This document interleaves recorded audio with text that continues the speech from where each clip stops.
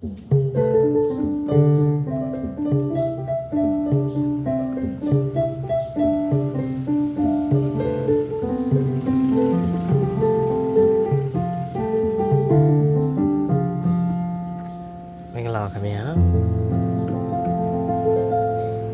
နေ့ဆက်လက်မျှဝေပေးမှာတော့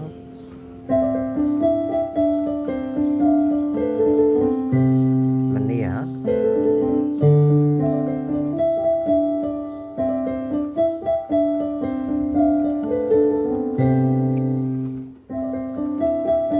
ဒါလေးကနှစ်ခေါက်တည်းရမှာပေါ့အရင်ကမျှဝေထားတဲ့အတွက်ကြောင့်လွယ်ပဲထင်ပါတယ်နောက်နေ့မှလည်းဒါပဲပြန်ပါပါတယ်ခုနေ့သင်္ကန်းက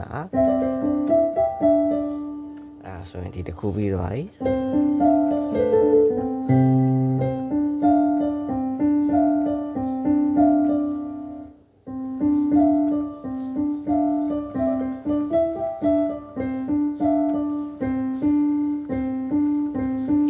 စုံတီးပါမယ်စီစုံ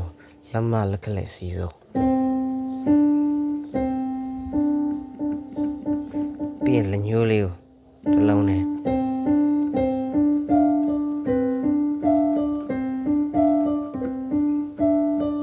ဖြောင်းအောင်ပေါ့နော်ဖြောင်းအောင်လက်ညှိုးလက်မ ED ပြီးတော့လက်ညှိုးက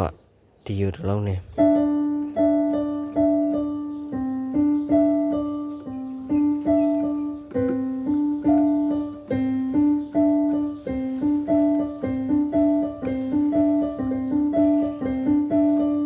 Okay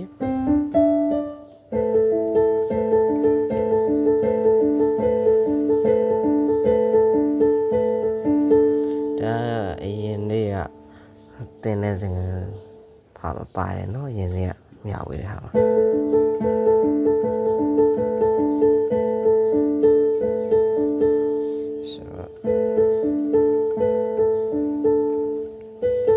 လက်ညှိုးလက်မလက်တန်း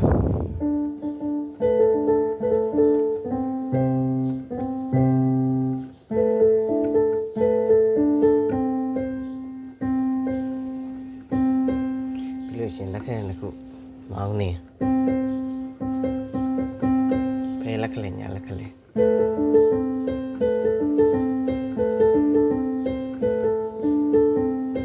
โอเคဒီနေ့